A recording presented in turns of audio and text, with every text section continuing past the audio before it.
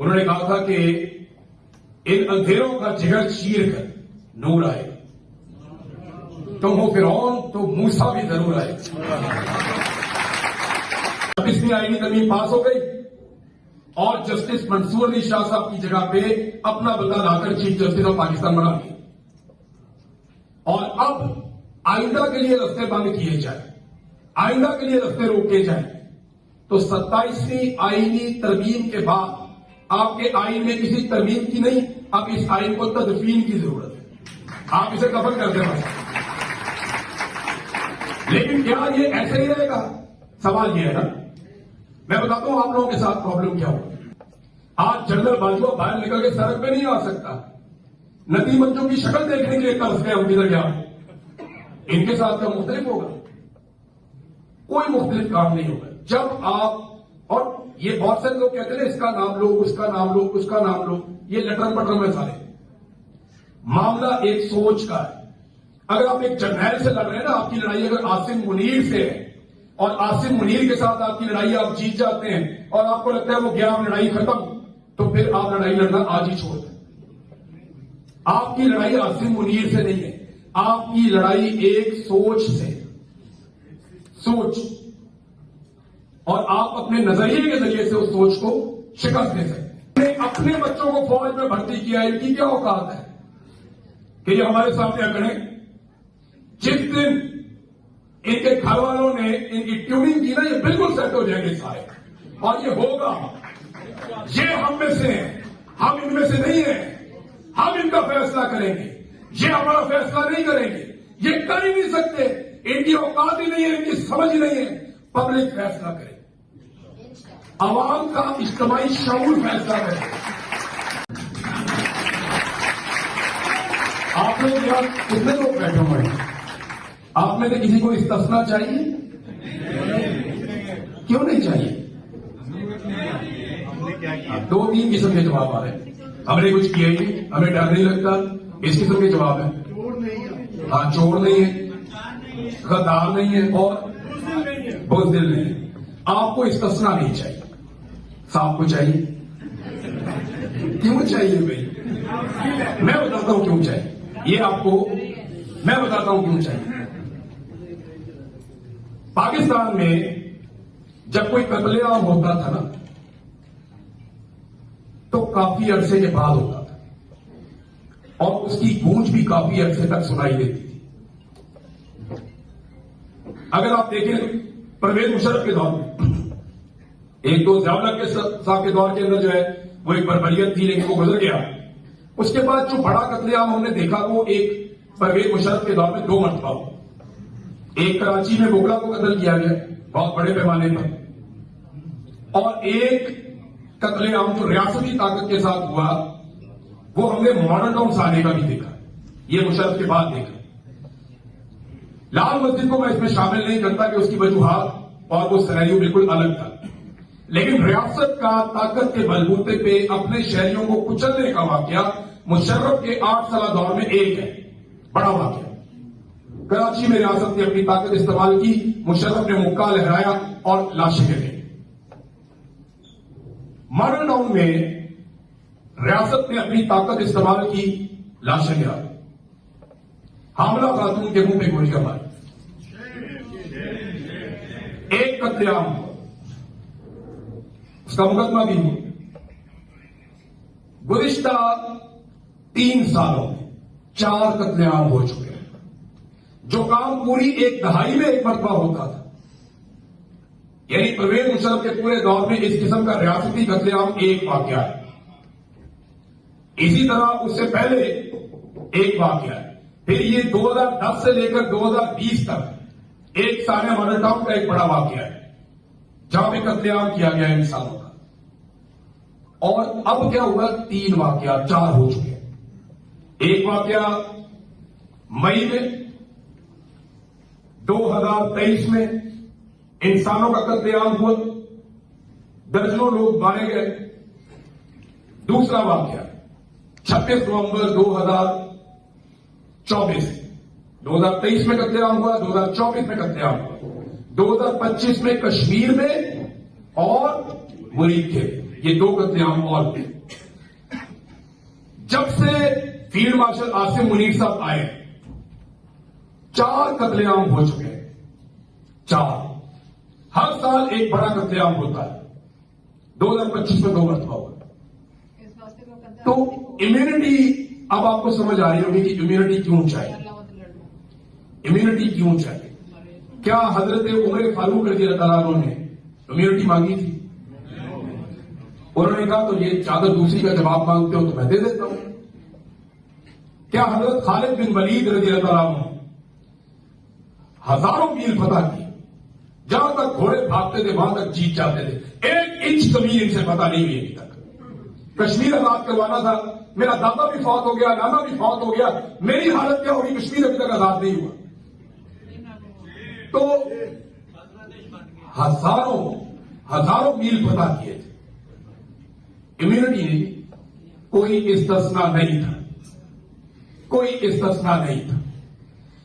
खुलफाए राशिदीन में से किसी के पास कोई इस्तिस्ना नहीं थी। इस्तिस्ना क्यों चाहिए? डर किस बात का है? डर इस बात का है कि जो आप सबके अंदर कंफ्यूजन है वो दूर होगी, अब होनी चाहिए। आप इस बात पे कंफ्यूजन है कब ठीक होगा? सब कुछ होगा भी या नहीं होगा? क्योंकि 78 साल से तो हम यही देख रहे हैं। ये डर आपको बता रहा है कि ये ठीक होगा और होने वाला है। आदमी गर्म कपड़े खरीदता है जब सर्दी आने वाली हो। जब आपको पता है कि सर्दी नहीं आनी तो आप गर्म कपड़े नहीं लेंगे। तो सर्दी आने वाली, मौसम बदलने वाला, हालात बदलने वाले, आपको नजर आए पाकिस्तानी अपना हक लेंगे, ये अपना हक छीन लेंगे। पाकिस्तानियों को ये बार बार ये चूरन बेचते हैं कि ये कौम नहीं है। ये आपने भी सुना होगा कि कौम नहीं हजूम है जी। और तो तुम किधर से आए हो? तो तुम्हें हम बांग्लादेश से लेके आए हैं या नेपाल से उतर के आए हो? फिर पाकिस्तानी कौम नहीं है, पाकिस्तानी कौम तैयार नहीं है। तुम तैयार हो? हमने देखी है सबकी तैयारी। ये कौम है। पाकिस्तानियों ने 8 फरवरी को साबित किया कि ये बहुत बड़ी कौम है। ये मैं आपको शर्तियां देता हूं। ये कितनी ज्यादा फैमिली है आपके मुल्क में? यहाँ पे ये जहां रहते हैं, यहां डेनमार्क में 100% लोग पढ़े लिखे हैं ना। यहां की बड़ी पॉलिटिकल पार्टी का इंतखाबी निशान छीन के सबके वोटों को इधर उधर कर दो, फिर बताओ ये लोग भी वो नहीं कर पाएंगे। मैं लिख कर देता हूं, सारे पढ़े लिखे हैं ना, सारे पढ़े लिखे। मैं गारंटी करता हूं ये लोग नहीं कर पाएंगे। आप इनसे इनका बड़ी पॉलिटिकल पार्टी का इंतखाबी निशान छीन लें और इन सारों को आप कहेंगे जाओ भी जाके वोट कर। और घर के अगर 8 वोट है तो सबके अलग अलग जगह पे बना, जो यहां रहता है उसका 7 वाले कस्बे में बनाओ, दूसरे का उधर, तीसरे का उधर, दूर दूर को 20, 22 मील दूर भेजो। और फिर उसके बाद मुल्क के अंदर इंटरनेट बंद कर दो। और फिर जो बाहर निकले उसको डराओ दीजिए, जुतियां भी बढ़ेंगी, थाने में भी बंद करेंगे। फिर आप मुझे बताएं कि लोग निकलेंगे, वोट डालेंगे। तो आप तो इनसे बहुत बेहतर है। तो बात को समझें, साजिश हो गई।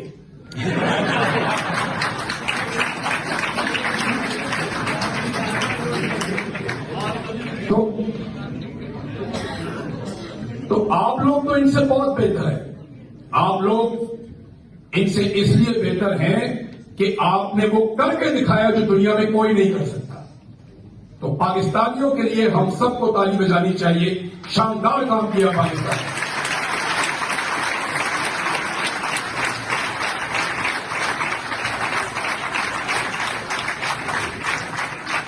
अब फर्क कहां पे पड़ता है? फर्क पड़ता है एस्टेब्लिशमेंट का। हर मुल्क में होती है। लोग हमारे बेहतर है, सिस्टम इनका बेहतर है। लोग हमारे ज्यादा कमिटेड है, निजाम और एस्टेब्लिशमेंट इनकी ज्यादा बेहतर है। ये अपने लोगों को मौका देते हैं, हम अपने लोगों का मौका छीनते हैं। ये फर्क है। और ये सारा कुछ हम मुल्की मफाद में नहीं करते। मेरे साथ प्रॉब्लम क्या है कि मुझे कभी ऐसा लगता था कि हमारी मिलिट्री एस्टेब्लिशमेंट जो फैसले करती है, गो कि उसमें उनका जाती मफाद जरूर होता है, लेकिन वो मुल्की मफाद को आगे रखते हैं। ये सारे एपिसोड में मुझे एक बात समझ आई कि मुल्की मफाद पीछे होता है, अपना जाती मफाद आगे होता है। मैं किसी को गद्दार नहीं कह रहा, जरूरत भी नहीं है कहने की। ये तो तारीख साबित करेगी ना कि कौन क्या था, किसने क्या किया था। और कहने से फर्क भी नहीं पड़ता, मेरे कहने से फर्क नहीं पड़ता। फर्क पड़ेगा कि तारीख ने आपको क्या लिखा और कैसे याद रखा।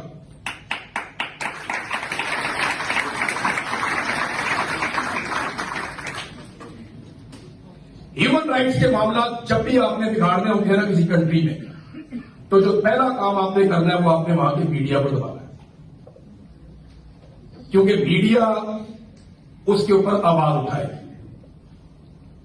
यहीं से झगड़े की इब्तदा हुई मेरे लिए, अरशद शरीफ के लिए, साबिर शाकिर के लिए, मोइन पीरजादा के लिए और बेशुमार और आवाजें के लिए, सिद्दीक जान है और बहुत सारे लोग।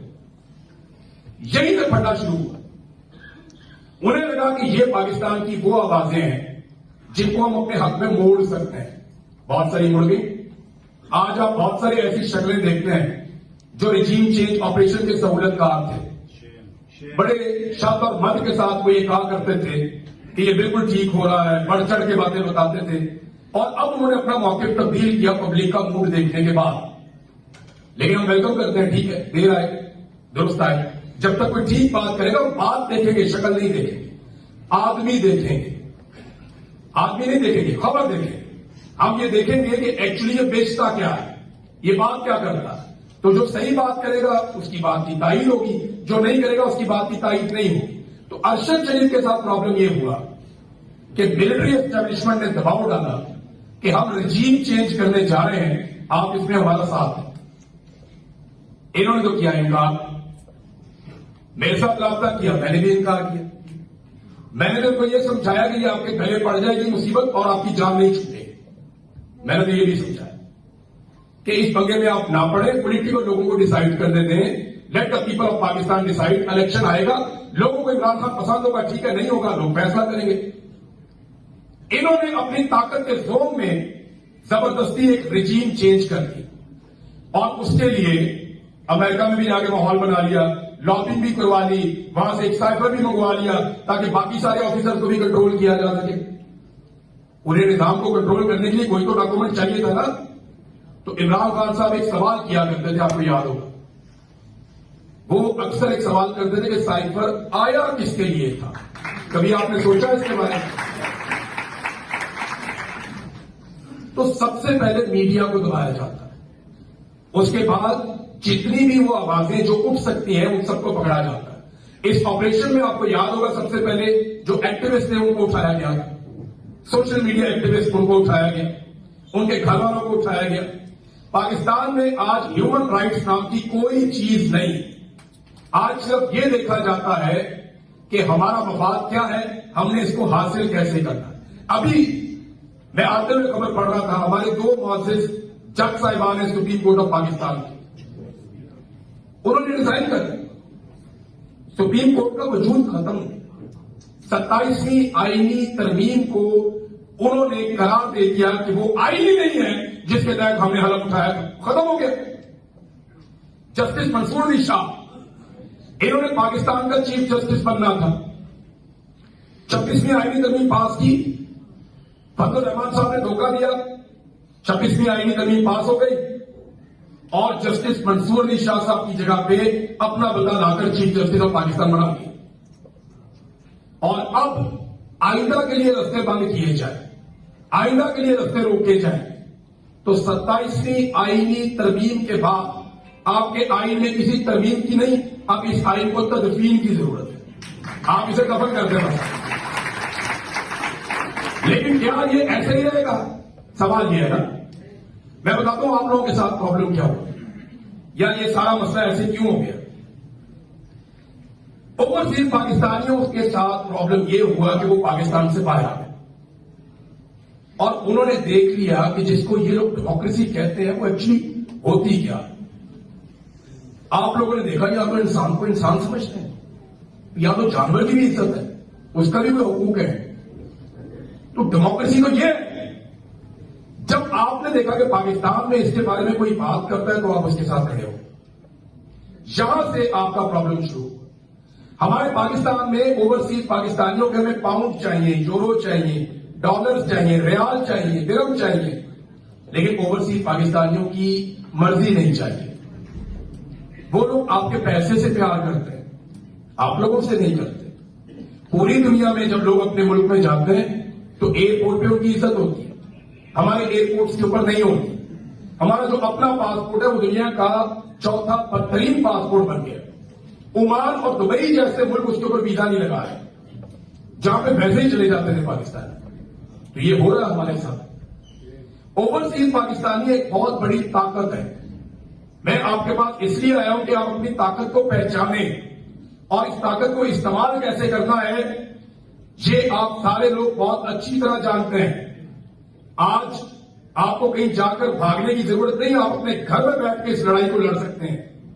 सोशल मीडिया को एक वेपन बनाएं, एक हथियार की तरह इसे इस्तेमाल करें, बेआइनी की लड़ाई लड़ें, लोगों को अपने साथ जोड़ें, लोगों को समझाएं, उन्हें बताएं, उन्हें कायल करें, एक एक चीज के ऊपर डिस्कशन करें। जितनी आप पॉलिटिकल डिस्कशन करेंगे, जितनी आप बातचीत करेंगे, जितने आप आर्गुमेंट करेंगे, उतना आप ऊपर जाएंगे। बिलीव मी, इससे फर्क पड़ता है। इनके घरों में इनके बच्चे, इनकी बीवियां जब ये सारी वीडियो देखते हैं इससे फर्क पड़ता है। आज 2 जजों ने इस्तीफा दिया, क्यों दिया? वो हीरो बन गए कौम के। 2 जजेस के लिए पहले तालियां मिले आप सब।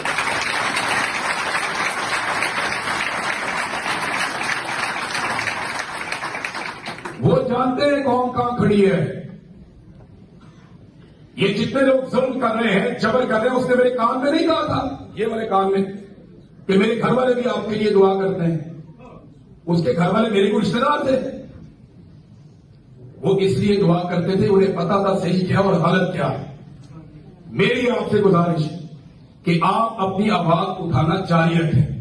ये ना सोचें कि मेरी इतनी उम्र है, मैं अब इसको कैसे इस्तेमाल करूं। सीखिए, ये बहुत आसान है। अभी तो आर्टिफिशियल इंटेलिजेंस है, आप बोलते जाएंगे वो लिखता जाएगा। मैक्सिमम यूटिलाइज कीजिए, अपनी आवाज को उठाइए, आर्गुमेंट कीजिए। और दूसरी गुजारिश, आर्गुमेंट या दलील वो सबसे बेहतर होती है जिसकी जुबान अच्छी होती है। ये मैं आपसे फिर गुजारिश करूं, दलील हमेशा वो अच्छी होती है जिसकी जुबान अच्छी होती है। बांध लो, भागने मत दो इनको। ये भागते कैसे? गाली देके भाग जाएंगे, बदतमीजी करके भाग जाएंगे, हुल्लड़बाजी करके भाग जाएंगे। जिसके पास मुकदमा होता है ना लड़ने के लिए, वो वकील केस को खराब नहीं होने देता। पंचायत के अंदर भी जिस आदमी का मौकिफ ठीक होता है वो सख्त बात बर्दाश्त कर लेता है, लेकिन लड़ाई से बचता है। तो आप लोगों ने आर्गुमेंट करना है। ये इमरान खान ने जो इतना शगुन बांटा है, वो बंदूक थोड़ी है उसके पास, या कोई और गिदर सिंगी थोड़ी है। उसने अपनी जुबान से बार बार बताया। लोग कहते थे कि ये अपनी तकरीर में रिपीट करते हैं, बार बार रिपीट करते हैं। वो जो लोग एतराज करते थे उनको पता नहीं है, ये याद दिला रहा था लोगों को, एक एक सबक उसने आपको याद दिलाया। तो आज वो वही बात आज सारा पाकिस्तान में, हर तरफ जहां मैं जाता हूं लोग को बात करते हैं। मुझे ऐसा लगता है कि करोड़ों लोगों के अंदर इमरान खान बोलता है आप। उसने कहा कि मैं लोगों की रगों में दौड़ता हूं। मैंने ये होता हुआ देखा। मैंने देखा कि जो बात इमरान खान करता था आज लोग करते हैं। उसने बार बार किया, रिपीट किया। आप लोग क्या कर सकते हैं? आप लोग बार बार ये पूछते हैं। ये जंग थोड़ी है कि जाके बंदूक से लड़नी है। वो मेरे अपने बच्चे हैं, वो फौजी मेरे भाई हैं, मेरे रिश्तेदार हैं, मेरे दोस्तों के बच्चे हैं, मेरी सरकलदाज हैं। वो बेचारे को बॉर्डर पे फौत हो जाता है, शहीद हो जाता है, कोई किसी बॉर्डर पे शहीद हो जाता है। मैं उनको ब्लेम नहीं कर सकता। ब्लेम करूंगा मैं उसको जो इनको पॉलिसी बनाकर देगा। ये फौज पता कैसे कंट्रोल होती है, मैं आपको बताता हूं। जब व्याव लगता था तो ये सारे मस्जिद में ही होते थे।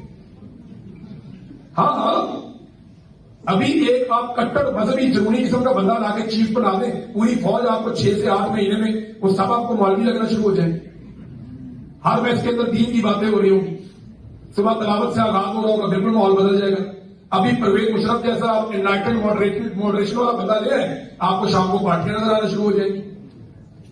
ये ट्रिकल डाउन इफेक्ट होता है, ऊपर से नीचे आता है। मेरा यह मानना है कि मिलिट्री एस्टेब्लिशमेंट की गलत पॉलिसी एक शानदार इदारे को लोगों से दूर करती है, एक ऐसे इदारे को जिसका लोगों के साथ एक प्यार था। लोग आर्गुमेंट करते हैं जी यही तो फौजी अभी आके मारते हैं, तो मुझे भी तो मारा है ना यार। आप में से कौन है खड़ा होकर मुझे बताया जिसको जैसे मैं बहुत ज्यादा मारा हूं, मेरे निशान है अभी भी है कोई? मैं ये आप सीधा नहीं कर सकता पूरा, ये यहां आके मेरा लॉक लग जाता है, इसको मैं बॉलिंग नहीं करवा सकता, यहां से इन्होंने खराब कर दिया। तो मुझे तो बहुत मारा, तो सबसे ज्यादा तो मुझे कहना चाहिए ना जो मारने वाला फौजी ना असल हो नहीं, उसका कसूर मैं तब मानूंगा जब वो खुद आके मुझे मारेगा। आप कहते हैं मजबूरी है, नौकरी छोड़ दो, ये वो करते, सारे नहीं कर सकते यार, सारे नहीं कर सकते। सबका ये हौसला नहीं होता कि वो नौकरी को लात मार दें, सबका ये हौसला नहीं होता कि वो अपने बच्चों का रिजल्ट खुद अपने हाथ से छीन ले। लोग मजबूर भी होते हैं, वो मेरे कान में कह रहा है कि मेरे घर वाले आपके लिए दुआ करते हैं, लेकिन बाहर जाके बता नहीं रहा कि इमरान रियाज वहां पे बंद है, वहां जाके शोर मचाओ। फोन कर देता ना मेरे वालिद को कि मैं आपके बेटे से मिला हूं, मुझे पता है वो काम पे है, कोई खबर नहीं थी किसी के पास। तो मैं ये उसको जस्टिफाई भी नहीं कर रहा, लेकिन मैं आपको सिंपल ये कह रहा हूं कि जिस वक्त ये जो बंद कमरे में बैठ के फैसले करने वाले लोग हैं, इनकी तबीयत साफ होगी ना, जब ये ठीक होंगे तो पूरा का पूरा इदारा और पूरा का पूरा मुल्क ठीक हो जाएगा। प्रॉब्लम ये ऊपर है, टॉप के ऊपर है। ये आके बैठ जाते हैं कुर्सी में, इनका कुर्सी छोड़ने को दिल ही नहीं करता, पता नहीं कुर्सी में क्या इनको या ये सारा मसला ऐसे क्यों हो गया। ओवरसीज पाकिस्तानियों के साथ प्रॉब्लम ये हुआ कि वो पाकिस्तान से बाहर आ गए और उन्होंने देख लिया कि जिसको ये लोग डेमोक्रेसी कहते हैं वो एक्चुअली होती क्या। आप लोगों ने देखा या तो इंसान को इंसान समझते हैं, या तो जानवर की भी इज्जत है, उसका भी कोई हुकूक है। तो डेमोक्रेसी तो ये है। जब आपने देखा कि पाकिस्तान में इसके बारे में कोई बात करता है तो आप उसके साथ खड़े हो, यहां से आपका प्रॉब्लम शुरू। हमारे पाकिस्तान में ओवरसीज पाकिस्तानियों के हमें पाउंड चाहिए, यूरो चाहिए, डॉलर्स चाहिए, रियाल चाहिए, दिरहम चाहिए, लेकिन ओवरसीज पाकिस्तानियों की मर्जी नहीं चाहिए। वो लोग आपके पैसे से प्यार करते हैं, आप लोगों से नहीं करते। पूरी दुनिया में जब लोग अपने मुल्क में जाते हैं तो एयरपोर्ट पे उनकी इज्जत होती है, हमारे एयरपोर्ट्स के ऊपर नहीं होती। हमारा जो अपना पासपोर्ट है वो दुनिया का चौथा बदतरीन पासपोर्ट बन गया। ओमान और दुबई जैसे मुल्क उसके ऊपर वीजा नहीं लगा है, जहां पे वैसे ही चले जाते थे पाकिस्तान। तो ये हो रहा है हमारे साथ। ओवरसीज पाकिस्तानी एक बहुत बड़ी ताकत है। मैं आपके पास इसलिए आया हूं कि आप अपनी ताकत को पहचानें और इस ताकत को इस्तेमाल कैसे करना है ये आप सारे लोग बहुत अच्छी तरह जानते हैं। आज आपको कहीं जाकर भागने की जरूरत नहीं, आप अपने घर में बैठ के इस लड़ाई को लड़ सकते हैं। सोशल मीडिया को एक वेपन बनाएं, एक हथियार की तरह इसे इस्तेमाल करें, बेआइनी की लड़ाई लड़ें, लोगों को अपने साथ जोड़ें, लोगों को समझाएं, उन्हें बताएं, उन्हें कायल करें, एक एक चीज के ऊपर डिस्कशन करें। जितनी आप पॉलिटिकल डिस्कशन करेंगे, जितनी आप बातचीत करेंगे, जितने आप आर्गुमेंट करेंगे, उतना आप ऊपर जाएंगे। बिलीव मी, इससे फर्क पड़ता है। इनके घरों में इनके बच्चे, इनकी बीवियां जब ये सारी ओपिनियन देखते हैं इससे फर्क पड़ता है। आज 2 जजों ने इस्तीफा दिया, क्यों दिया? वो हीरो बन गए कौम के। दोनों जजेस के लिए पहले तालियां मिले आपसे।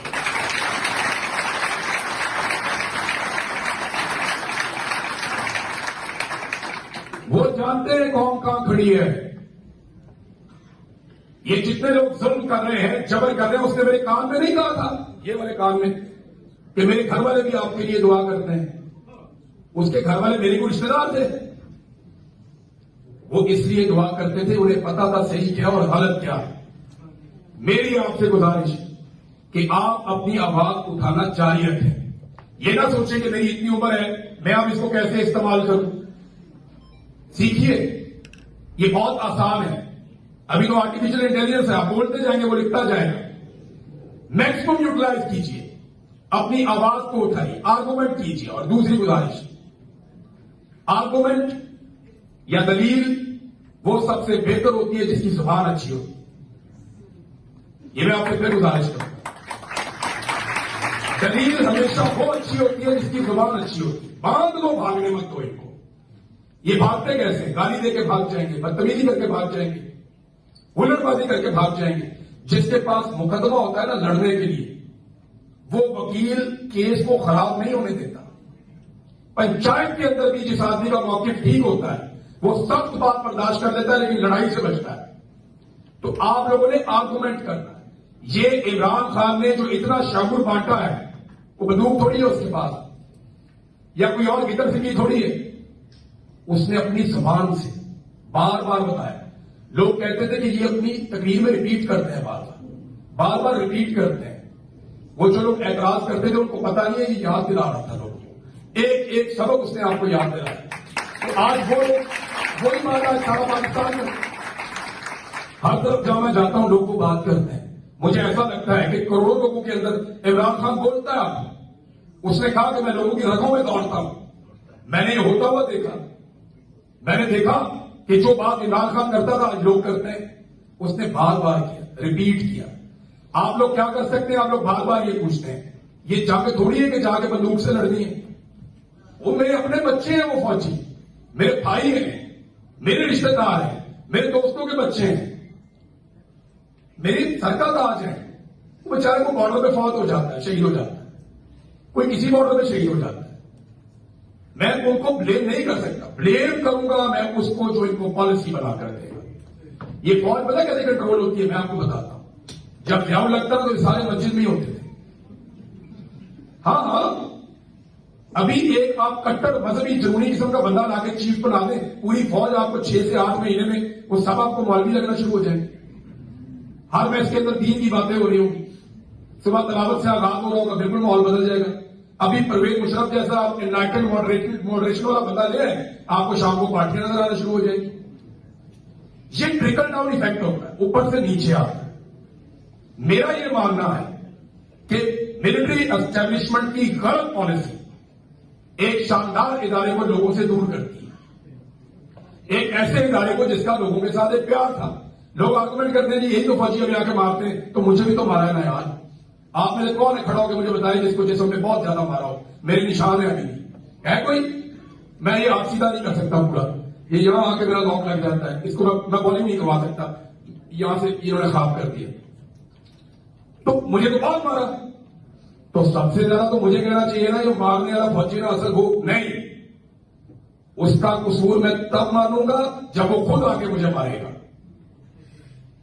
आप कहते हैं मजबूरी है, नौकरी छोड़ दो, ये वो करते, सारे नहीं कर सकते यार, सारे नहीं कर सकते। सबका ये हौसला नहीं होता कि वो नौकरी को लात मार दे। सबका ये हौसला नहीं होता कि वो अपने बच्चों का रिजल्ट खुद अपने हाथ से छीन ले। लोग मजबूर भी होते हैं। वो मेरे कान में कह रहा है कि मेरे घर वाले आपके लिए दुआ करते हैं, लेकिन बाहर जाके बता नहीं रहा कि इमरान रियाज वहां पे बंद है, वहां जाके शोर मचाओ। फोन कर देता ना मेरे वालिद को कि मैं आपके बेटे से मिला हूं, मुझे पता है वो काम पे है। कोई खबर नहीं थी किसी के पास। तो मैं ये उसको जस्टिफाई भी नहीं कर रहा, लेकिन मैं आपको सिंपल ये कह रहा हूं कि जिस वक्त ये जो बंद कमरे में बैठ के फैसले करने वाले लोग हैं, इनकी तबीयत साफ होगी ना, जब ये ठीक होंगे तो पूरा का पूरा इदारा और पूरा का पूरा मुल्क ठीक हो जाएगा। प्रॉब्लम ये ऊपर है, टॉप के ऊपर है। ये आके बैठ जाते हैं कुर्सी में, इनका कुर्सी छोड़ने को दिल ही नहीं करता। पता नहीं कुर्सी में क्या, इनको स्टूल बना के देना चाहिए। ये कुर्सी के ऊपर बैठते हैं, छोड़ते ही नहीं। इसके बाद हमने कुर्सी पे ही रहना है, कुर्सी के साथ ही वो परवेज मुशर्रफ वर्दी मेरी खाल है, फिर वो धेड़ी खाल लोगों ने मिलकर उतरवाई वर्दी। वहां 1.5 बंदे के फ्लैट में पड़ा हुआ था दुबई में। ये इबरतनाक अंजाम।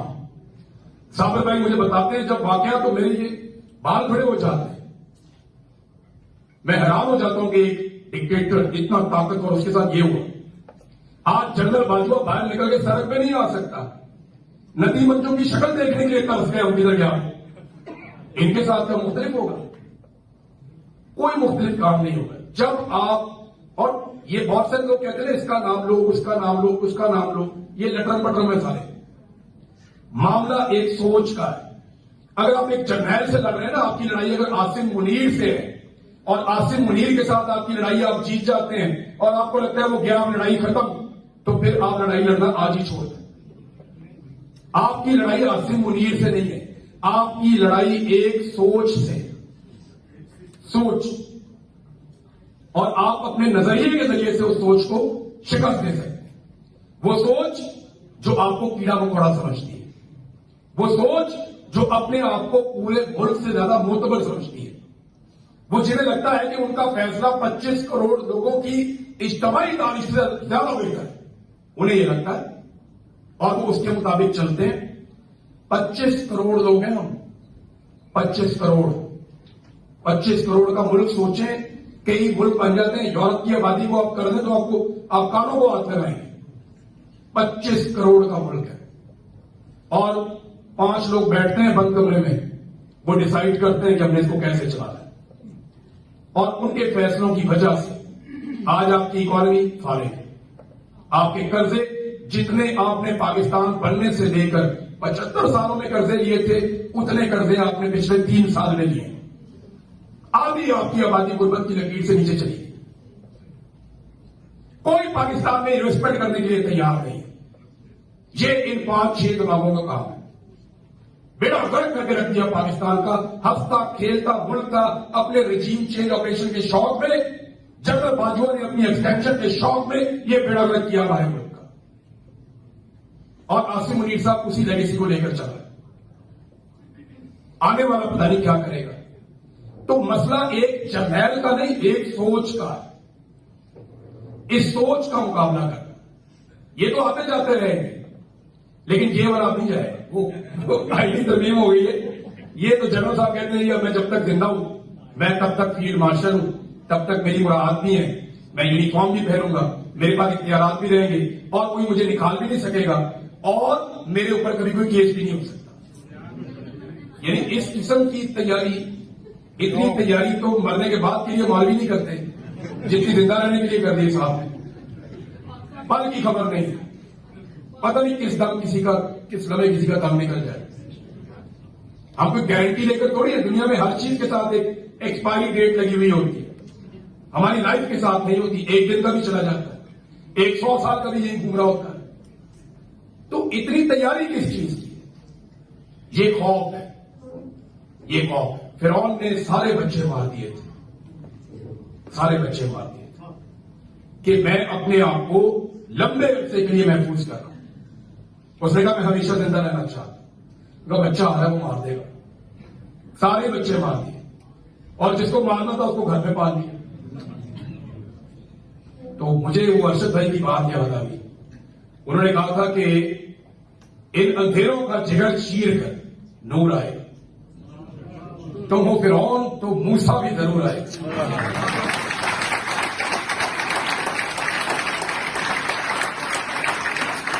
आप अपनी आवाज उठाते रहे, बोलते रहे, डिस्कस करते रहे, सोशल मीडिया पे आवाज उठाए। जहां जहां आपको मौका मिले ह्यूमन राइट्स के लिए निकलकर बाहर आए, पाकिस्तानियों के मैंडेट के लिए निकलकर बाहर आए। जहां जहां जुल्म हो किसी पॉलिटिकल पार्टी के साथ, जब जब हो तब तब निकलकर आए। याद रखिएगा, जितना आप प्रेशर बढ़ाएंगे, जितना हम सारे पाकिस्तानी मिलकर करेंगे, तो एक दिन जरूर आएगा कि हम इनका किबला इंशाल्लाह दुरुस्त करेंगे। इनके पास दूसरा ऑप्शन नहीं है। दुनिया की तारीख में कभी हुआ ही नहीं। लेकिन मुझे एक वो ऑफिसर था जिसने मुझे छोड़ रहे थे ना, उसने मुझे कहा कि इमरान साहब, आज के बाद ना आपने पाकिस्तान की फिक्र नहीं करनी। मैं उसकी बात सुन रहा था। उसने कहा कि ये हमारा मुल्क है, हम ये अपना मुल्क खुद संभाल देंगे। मैंने कहा गुड लक, मैं देख लेता हूं। तो उसने मुझे कहा मुझे लगता है कि आप बहुत जल्दी दोबारा पकड़े जाएंगे, हम फिर आपको यहां ले आए। तो मैंने कहा अभी बात करो वापस, फिर छोड़ दें क्यों आप मुझे। तो उनके दिमाग में यह कि ताकत बहुत है। उसने मुझे कहा, उसने कहा हमारा कंट्रोल रहेगा क्योंकि हमारे पास ताकत है और हमें इस पे बड़ा वो फख्र है। तो मुझे आज भी याद है, मैंने उससे कहा था कि ताकत तो कांस्टेंट होती ही नहीं है, तो इस पे तो आप कभी एतबार ही नहीं कर सकते। ताकत पे तो आप फख्र कर ही नहीं सकते ना, तकब्बुर आप कर ही नहीं सकते, क्योंकि ताकत तो हमेशा किसी के पास रहती ही नहीं है। कौन है जिसके पास ताकत हमेशा रहे मेरे अल्लाह के अलावा? ये तो आपका विजडम, आपका नॉलेज, आपके उसूल, आपके बनाए हुए कायदे, आपकी छोड़ी हुई विरासत, वो हमेशा जिंदा रह सकती है। ताकत नहीं रह सकती। ताकत तो चली जाती है। 100 साल, 50 साल, 200 साल, 500 साल, खत्म। कल कोई और सुपर पावर था, फिर कोई और था, फिर कोई और था। सुपर पावर के चक्कर में रोमी और पर्शियन आपस में लड़ते थे। फिर मुसलमान आए, मुट्ठी भर सुपर पावर बन गए। फिर एक दौर में ये बर्तानिया, इसके कंट्रोल में थी दुनिया। फिर हमने देखा कि रशिया की ताकत, फिर अमेरिका की ताकत। ताकत कभी भी कांस्टेंट नहीं है। अगर कोई ताकत में तकिया कर रहा है ना, उसको लगता है कि मैं ताकत से कंट्रोल करूंगा, तो वो अपने आप को धोखा दे रहा है। आपके पास क्या है? इत्तेहाद। आपके पास क्या है? नॉलेज। आपके पास क्या है कि आप राइट पे हैं। आप लोग हक पे खड़े हैं। जब आप हक पे खड़े होते हैं तो आपको एक खास किस्म की अल्लाह की तरफ से मदद भी मिलती है। वो जेल में इमरान खान बंद है, जरा उसकी जिंदगी को स्टडी किया आपने? ये कौन आदमी है जिसको जेल में डाला हुआ है? सारी जिंदगी इसने शहजादों की तरह गुजारी, वो कैसे जेल में आ सकता है? ये आपका रब का द्वार है। ह्यूमनली ये पॉसिबल नहीं है। एक ऐसा आदमी जिसने 70 साल की जिंदगी में, 70 साल की जिंदगी में उस आदमी ने उरूज देखा। उसने जो चाहा उसको मिला, अल्लाह ने दिया उसको। उसने बहुत स्ट्रगल भी की, लेकिन उस आदमी को जेल में बंद कर दी और वो बैठा है वहां पे, कोई बात नहीं। आज दुनिया की तारीख है। ये भी मैं वाकया आपको बताता हूं। मेरे पास एक दिन इनका ऑफिसर है नकाब पहन के, वो मुझे कहता है कि इमरान खान ये बताओ कि इमरान खान कितने अरसे में टूट जाएगा। अच्छा, मैं परेशान हो गया। मैंने कहा आपने पकड़ लिया इमरान खान को? कहते हाँ पकड़ लिया। मैंने उनसे कहा किधर रखा है? उन्होंने कहा जी हमने रखा है अटक जेल। पहले ये अटक में थे। ये कोई ना 14 अगस्त के बाद की बात है, जब वो मेरे पास आया 2023 में। तो मैंने कहा पकड़ लिया? उन्होंने पकड़ लिया। फिर उसने बताया कि हमने उसमें उनको एक गद्दा दिया हुआ है और साथ वॉशरूम है, और वो जो भी था थोड़ा उसने मुझे बताया। उसने बताओ कब तक टूट जाएगा? तो मैंने उसको एक बात समझाई। वो बड़ा बदमजा हो गया, लेकिन मैंने उसको बात वही समझाई जो सही बात थी। मैंने उसको बताया कि ये आदमी 51 साल से इस मुल्क का हीरो चल रहा है। 51 साल है कोई इतना लंबा किसी का करियर बतौर हीरो? आप उसका स्टेट ऑफ माइंड चेक करें ना कि इमरान खान किधर खड़ा हुआ है।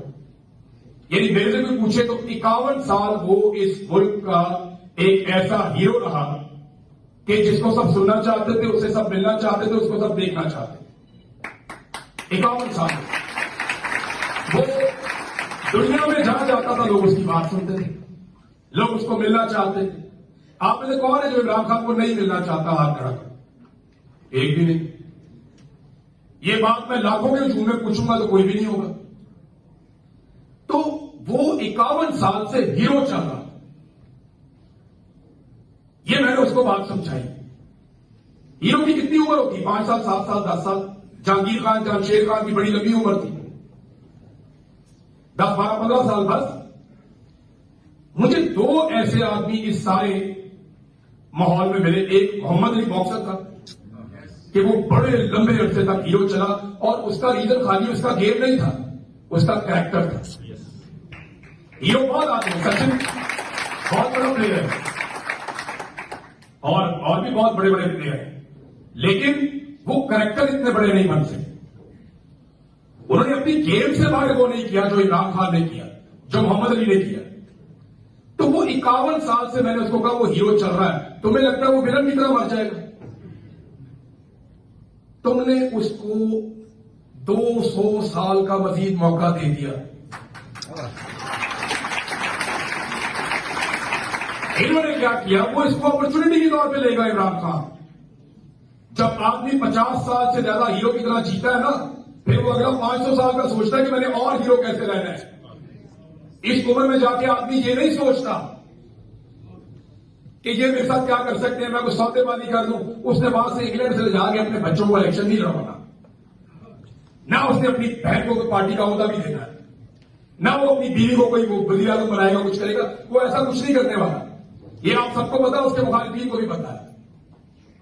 वो जो करेगा अपना ये सोचकर करेगा कि मेरे लिए और मेरे मुल्क के लिए बेहतर क्या है। उसने अपना काम कर दिया होगा। मैं कोई आपको इस पॉलिटिकल पार्टी से मेरा ताल्लुक नहीं है, लेकिन जो लड़ाई को लड़ रहा बिलीव करें वो आप लोगों के लिए लड़ रहा है। वो ये लड़ाई अपने लिए नहीं लड़ रहा।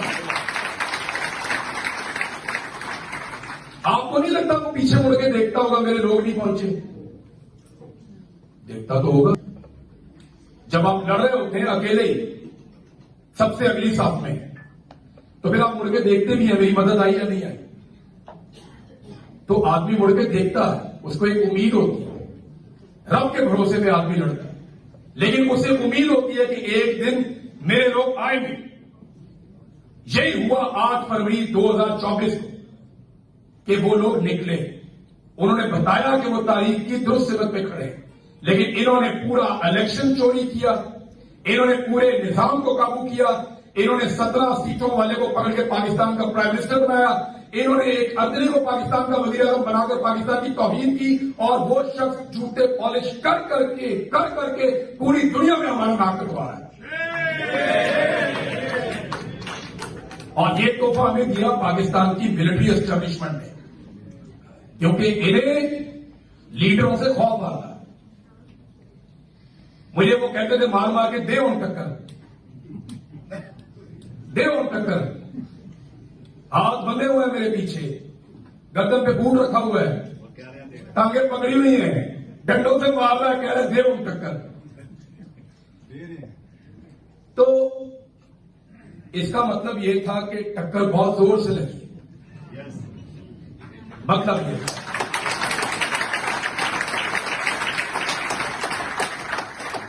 मेरा कोई दावा नहीं कि मैं ये करूंगा या वो करूंगा, लेकिन जो मुझे ठीक लगेगा वो मैं करूंगा। और जब तक मेरे अंदर दम है तब तक मैं करूंगा। मैंने ख्वाब देखा, अपने लिए ख्वाब तो मैं अब देखता ही नहीं। मैं और क्या हासिल कर सकता हूं? मेरी औकात से बढ़ के मेरे रब ने मुझे पहचान दे दी, मुझे अच्छा खाना खिला देता है, मेरी फैमिली मेरे से प्यार करती है, इसके बावजूद कि मैंने उन्हें बहुत तकलीफ दी। मैंने उन्हें बहुत तकलीफ दी, वो मुझे कुछ कहते ही नहीं, तो मैं उनसे और क्या मांगू? मुझे मेरे रब ने पहचान दी, लोग मेरे से प्यार करते हैं। अल्लाह ताला कुरान पाक में कहते हैं कि हमने तुम्हारे दिलों में एक दूसरे के लिए मोहब्बत डाली, और तुम सारी दुनिया की दौलत खर्च करके भी ये नहीं कर सकते। पूरी दुनिया की दौलत आप लगा लें, आप किसी के दिल में अपने लिए प्यार नहीं पैदा कर सकते। तो मैं अपने बारे में क्या सोचूं, ये रब से और क्या मांगूं? मैं तो ख्वाब भी ये देखता हूं कि एक दिन मैं जाऊंगा पाकिस्तान वापस, एक ऐसे पाकिस्तान में जो बेहतरी की तरफ जा रहा होगा, एक ऐसे पाकिस्तान में जहां हमें खौफ नहीं आएगा, एक ऐसे पाकिस्तान में जहां से कोई अरशद अपने मुल्क को छोड़कर नहीं भागेगा, एक ऐसे पाकिस्तान में जहां से निकलने के लिए मुझे दोबारा हजारों फुट पहाड़ों पे नहीं चढ़ना पड़ेगा, एक ऐसे पाकिस्तान में जहां अपने बच्चों को जब मैं स्कूल भेजूंगा तो इस कॉन्फिडेंस के साथ भेजूंगा कि ये वापस आए, एक ऐसे पाकिस्तान में जहां मेरे मां बाप को मेरे से दूर नहीं रहना पड़ेगा, मैं पहाड़ों के ऊपर जिंदगी गुजारता रहा। मेरा ख्वाब मेरा मुल्क है, मेरे लोग हैं, मेरी उम्मीद भी मेरे लोग हैं। आप यकीन करें, मुझे जितना भरोसा इस बात पे है कि मैं अगला सांस लूंगा या जिंदा हूं, भी आपके सामने मौजूद हूं, इतना ही भरोसा है मुझे इस बात के ऊपर कि हम जीतेंगे।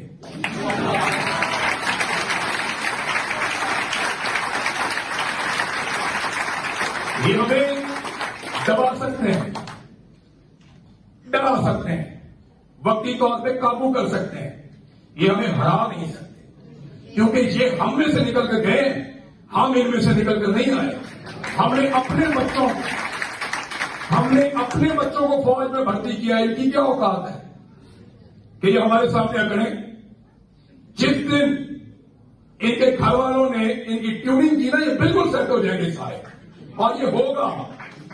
ये हम में से हैं, हम इनमें से नहीं है, हम इनका फैसला करेंगे, ये हमारा फैसला नहीं करेंगे, ये कर ही नहीं सकते, इनकी औकात ही नहीं है, इनकी समझ ही नहीं है। पब्लिक फैसला करे, आवाम का इज्तिमाई शऊर फैसला करे। मैं आप लोगों ने इतनी मोहब्बत दी कि मुझे याद ही नहीं रहा कि मैंने कब चुप करना है। मैं अपने दिल की बात करता जा रहा हूं। तो मुझे तो वो याद भी नहीं रहेगा, और अब मैं बोलना शुरू हो जाऊं तो मुझे तो 2-4 घंटे और भी पता नहीं चलेगा। मेरे ख्याल में हम कुछ सवाल जवाब भी कर लेते हैं।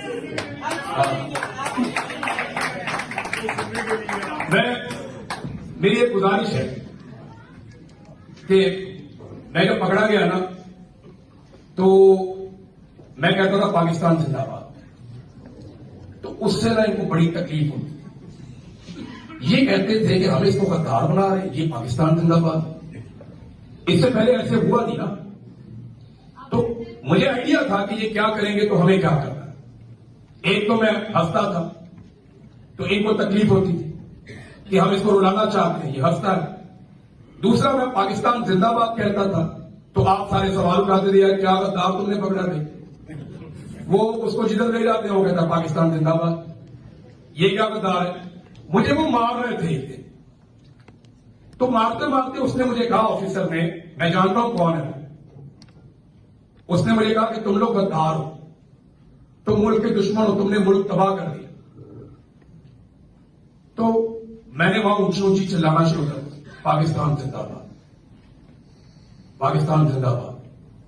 और उसने मुझे मारा कि तू ये ना बोल, और मैंने फिर बोला, ये एक दिन रिटायर होगा बेशरम आदमी, ये किताब लिखेगा, ये बताएगा सबको कि हम एक आदमी को मारते थे और वो पाकिस्तान जिंदाबाद कहता था।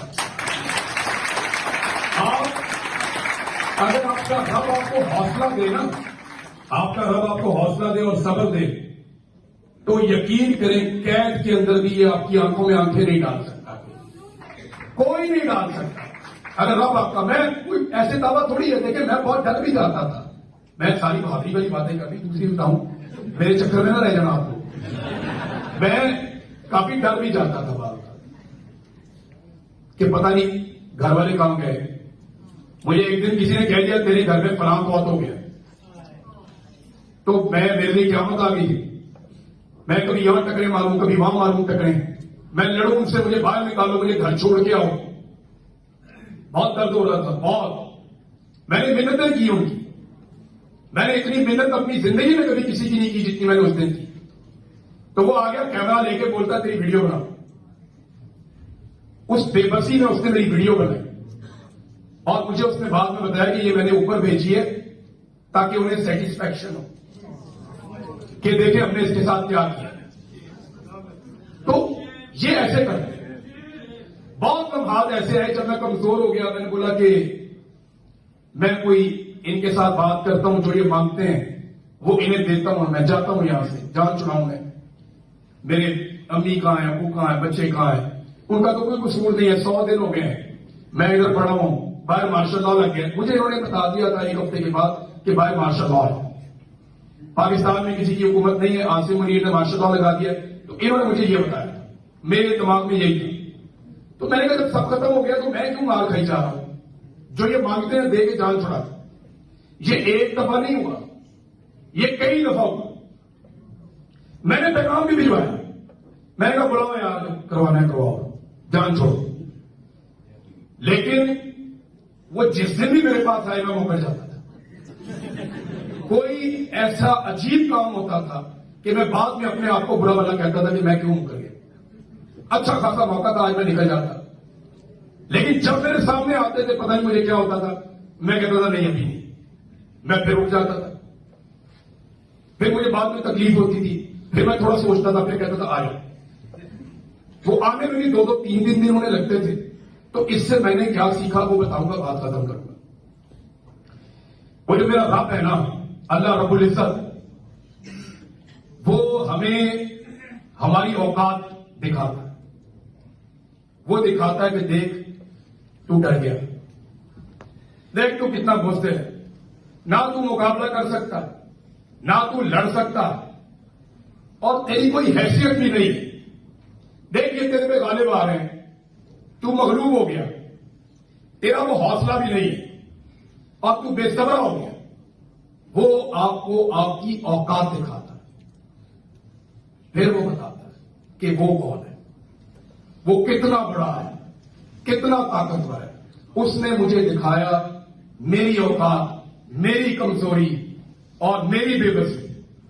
फिर उसने दिखाई अपनी ताकत कि देख, मैं तुझे यहां से हारा हुआ नहीं लेकर जाऊंगा, मैं तुझे यहां से जीता हुआ निकालूंगा। ये मेरे रब की ताकत, अल्लाह